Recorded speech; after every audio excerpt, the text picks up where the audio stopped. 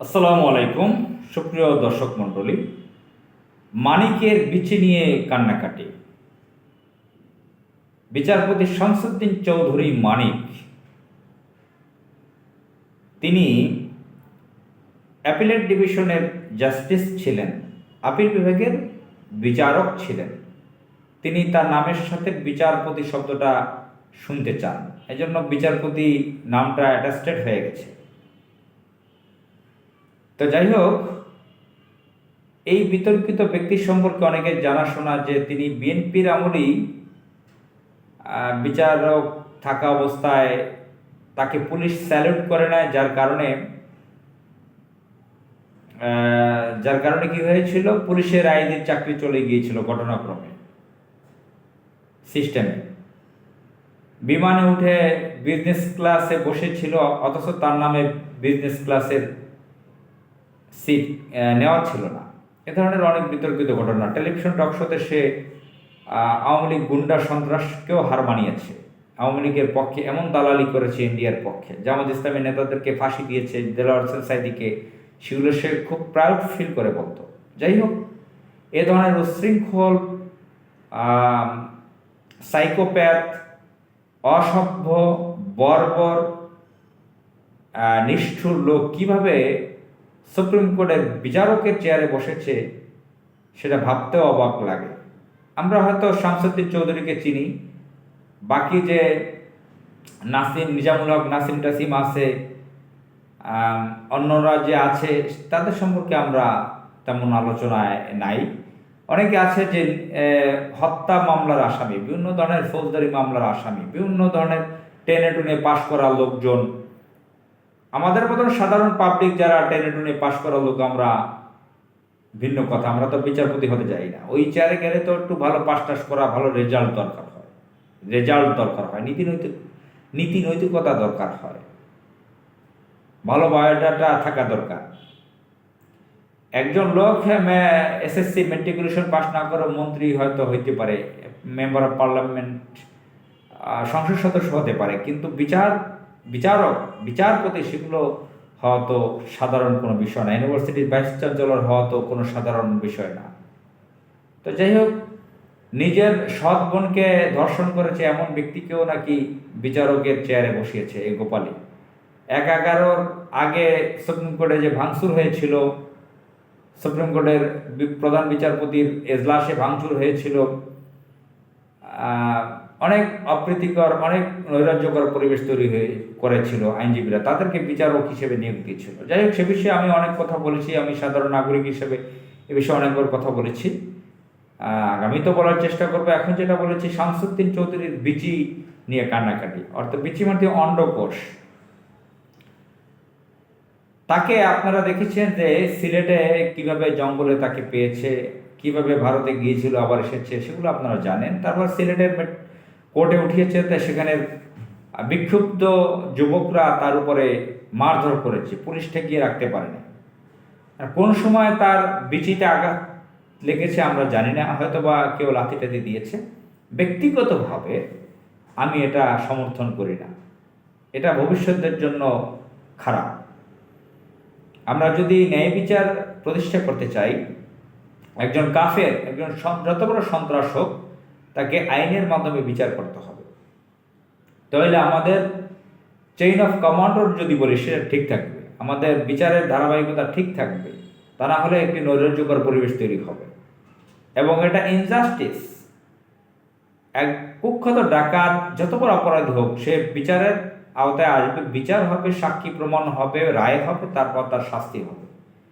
কিন্তু পুলিশ তাকে ধরে নিয়ে যাচ্ছে, সে অবস্থায় তার উপর হামলা করা, মারধর করা, যেগুলো আওয়ামী লীগ আমলে ঘটেছিল, সেই কাজটাই যদি এখন এরা করে, সেটা অত্যন্ত নিন্দনীয় বিষয়।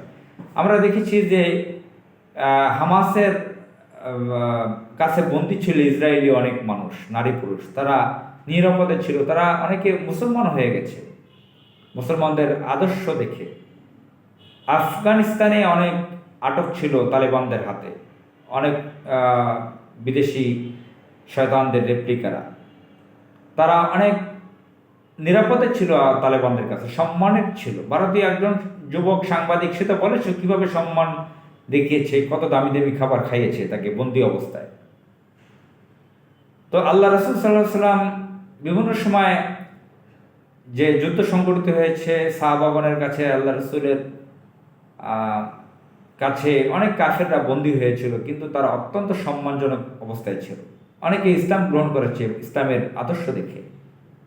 তো আমাদের সেই পন্থা অবলম্বন করা উচিত। এখন আমি শব্দটা ব্যবহার করেছি, অনেক ভদ্রলোকে এটা আনইজি ফিল করতে পারে যে এই লোকটা কী ধরনের রসকস নেই। তো আমি লেখালেখি করি, সেক্ষেত্রে আমাদের অনেক সাহিত্যিক শব্দ আমরা ব্যবহার করে থাকি। আমাদের জাতীয় কবি কাজী নজরুল ইসলাম অনেক ধরনের কথা ব্যবহার করতেন। ছাত্র জীবন উনি ছোটকালে গালিগালাজ করছেন এমন ঘটনাও রয়েছে। অনেক কবি সাহিত্যিকের কবিতার মধ্যে গালিগালাজ রয়েছে, অনেকের কাছে সেটা গালিগালাজ আর তাদের কাছে সেটা সাহিত্য। তো আমি যে অন্ডকোষ না বলে সেটাকে বিচি বলছি, এই যেরকম সিগারেটকে বিড়ি বলে মানুষে। এখন এলিট শ্রেণীর মধ্যেও দেখি যে অনেক কর্পোরেট অফিসে দেখেছি যে তারা সিগারেট না বলে বিড়ি বলে, চলেন বিড়ি টেনে আসি বাইরে গিয়ে, এক অফিসার আর এক অফিসারকে বলছে। তো এগুলো আমরা দেখি, সেই হিসেবে আমরা অন্ডকোষ বাদ দিয়ে বিচিটা ব্যবহার করলাম। আর এই যে ঘটনা, তার অন্ডকোষে লাথি মেরেছে বা আঘাত করেছে, সেখান থেকে নাকি রক্ত বের হয়েছে, সেখানে নাকি ইনজুরি হয়েছে, সেটা নাকি অপারেশন করতে হয়েছে। ফেসবুকে ভাইরাল হয়েছে সেই ছবি, মেডিকেলে তার অপারেশন হচ্ছিল, সেখানে ছবি এসেছে সামাজিক যোগাযোগ মাধ্যম ফেসবুকে। তো আমরা এটা কামনা করি না। আমি যেটা এখন বলতে চাই যে, আমি যে প্রথম সেন্টেন্সটা বলেছি, বাক্যটা, শামসুদ্দিন চৌধুরীর বিচি নিয়ে কান্নাকাটি, মানিকের বিচি নিয়ে কান্নাকাটি। এখন অনেক ভদ্রলোকরা তার উপর হামলার ব্যাপারে সমালোচনা করছেন, তার বিচিতে আঘাত করায় কষ্ট পেয়েছেন। আমিও কষ্ট পেয়েছি। একজন, সে তো এখন বন্দী, তাকে এভাবে অত্যাচার করা, বিচার না করে সেটা ঠিক না, এটা আমিও কষ্ট পেয়েছি। কিন্তু আমি কষ্ট পেলেও আমি সেই ব্যক্তি যে গত 15.5 বছর আওয়ামী লীগ রাষ্ট্র ক্ষমতায় অবৈধভাবে থেকে যে নির্যাতন নিপীড়ন চালিয়েছে, মানুষের উপর জুলুম করেছে, তার প্রতিবাদে বিভিন্ন পত্রিকায় লেখালেখি করেছি, ইউটিউবে শতবার আমি বক্তৃতা করেছি, আমি সামাজিক যোগাযোগ মাধ্যমে তার প্রতিবাদ করেছি এবং বিভিন্ন জায়গায় বিভিন্ন অপশনে আমি কথা বলেছি তার এই সরকারের, অবৈধ সরকারের বিরুদ্ধে। মহান আল্লাহ তাআলা আমাকে রহমত করেছেন যে জেলে যেতে হয়নি, আমাকে গুম করতে পারেনি, মহান আল্লাহর ইচ্ছা। কিন্তু আমি যেটা বোঝাতে চাচ্ছি, আমি তো আমার নিজেরটা বললাম, ডিফেন্স করলাম যে আমি সেগুলো প্রতিবাদ করেছি 15.5 বছর। কিন্তু আজকে যারা অনেকে শামসুদ্দিন চৌধুরীর মানিকের বিচি ফাটানোতে কষ্ট পাচ্ছেন, তারা কিন্তু 15.5 বছর জামাত ইসলামের নেতাদেরকে, বড় বড় আলেমদেরকে পায়ে বেড়ি পড়িয়েছিল, হাতে রশি বেঁধেছিল, রশি বেঁধে গরু যেভাবে নিয়ে যায় সেভাবে নিয়ে গিয়েছিল। মাওলানা জাইনুল আবেদিন, তামিরুল মিল্লাতের প্রিন্সিপাল, শত স্কলারদের টিচার, বাংলাদেশের বিখ্যাত মাদ্রাসা তামিরুল মিল্লাত, সেখানে প্রিন্সিপাল সাহেব, বাংলাদেশের প্রখ্যাত একজন আলেম, তাকে রশি বেঁধে নিয়ে গিয়েছিল জেলে। 1996 থেকে 2001 পর্যন্ত সময় এই গোপালী লেডি লেন্দুপদর্জি, ভারতের এজেন্ট, রাষ্ট্র ক্ষমতা থেকে বহু বড় বড় আলেমকে, সাইকুল হাদিস আল্লামা আজিজুল হক নামের যে আলেম ছিলেন, তাকে অত্যাচার করেছে। মুফতি ইজাহার, বহু আলেমদেরকে, মুফতি আমিনীকে নির্যাতন করেছিলেন, বহু বড় বড় আলেমদেরকে ছাড়াও নির্যাতন করেছে। অজুর পানি দেয় না, প্রস্তাব করে সেটা থেকে অজু করতে বলেছিলেন। একজন আলেমকে আমি প্রত্যক্ষ দেখেছি, 2001 সালের ঘটনা আমি বলছি। আর একটা কামিল মাদ্রাসায় এসে সে প্রিন্সিপালের রুমে বিভিন্ন টিচারদের সামনে বর্ণনা দিয়েছে কিভাবে তাকে নির্যাতন করা হয়েছিল, তাকে বস্তায় করে পুকুরে ফেলে দিয়েছিল, আবার জাল দিয়ে টেনে উপরে ওঠানো হয়েছিল। সে আরো নানান ধরনের তার প্রত্যেকটা নখ উপড়ে ফেলা হয়েছিল, হাত পায়ে। সে যখন সেই ঘটনাগুলো বর্ণনা দিচ্ছিল তখন সে আবার সেন্স হারিয়ে ফেলে। সে বলেছিল, বিচারপতি শাহাবুদ্দিন, রাষ্ট্রপতি আমার সম্পর্কে ভাইরা হন, চাচাতো ভাইরা। তার কাছে গেলাম, বর্ণনা বললাম, সে বললেন আমি তো সব জানি না। যাই হোক, সেদিকে আমি সে ব্যাপার নিয়ে আরেকদিন আমি কথা বলবো। এখন এই যে 15 বছর, 15.5 বছর জামাত ইসলামের শীর্ষ নেতাদেরকে, বিএনপির শীর্ষ নেতাদেরকে যে নির্যাতন করেছে, যে ধরনের কোর্টে যেভাবে মাহমুদুর রহমানকে রক্তাক্ত করেছে, কোর্টে এই যে মুনতাসির মামুন, আনোয়ার হোসেন, ইউসুফ হোসেন বাচ্চু, শাহরিয়ার কবির, এরা যেভাবে তুই তোকারি করে অশ্রাব্য ভাষায় মা বাপ তুলে গালি দিয়েছিল সে মাওলানা দেলোয়ার হোসেন সাইদিকে কোর্টে বিচারকের সামনে। সে তখন কাঠগড়ায় দাঁড়ানো মাওলানা দেলোয়ার হোসেন সাইদি, তিনি মাওলানা দেলোয়ার হোসেন সাইদি সেখানে দাঁড়ানো ছিলেন কাস্টডিওতে বিচারকের সামনে। তাকে মারতে গিয়েছে, তুই তোকারি অশ্রাব্য ভাষায় গালি দিয়েছে। বহু জামাত ইসলামের নেতাদেরকে অত্যাচার নির্যাতন করেছে। আমি তখন এই ভদ্রলোকরা কোথায় ছিলেন? তারা তো আমার থেকে বয়সে বড়। তারা কি সে সময় প্রতিবাদ করেছেন? প্রতিবাদ করা কি উচিত ছিল না? সেটা কি হিউম্যান রাইটসের এগেনিস্টে কাজ ছিল না? সেটা কি মানবাধিকার লঙ্ঘন ছিল না? আমি সমর্থন করছি, এখন যে মানিকের বিচি নিয়ে কান্নাকাটি করছেন, এটা আমি সমর্থন করি। আমিও কষ্ট পাচ্ছি। এ ধরনের একজন বয়স্ক ব্যক্তি, তিনি যত শৃঙ্খল হোক, তিনি তো এখন বন্দী। তিনি এখন, তার বিচার হবে, তার আগে তার উপর আক্রমণ কেন?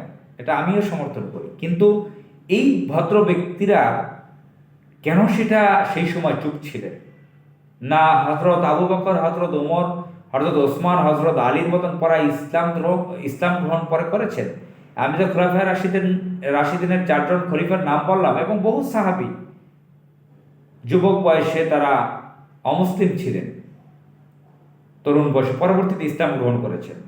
হজরত আলী 10 বছর, হজরত ওসমান 35 বছর, হজরত উমর 25 বছর, এই ধরনের যুবক বয়সে তারা ইসলাম গ্রহণ করেছে। তাহলে কি তারা আমার থেকে যারা বয়সে বড়, যারা আজকে মানিকের বিচি নিয়ে কান্নাকাটি করতেছেন, তারা কি আসলে পরে ঈমান এনেছেন?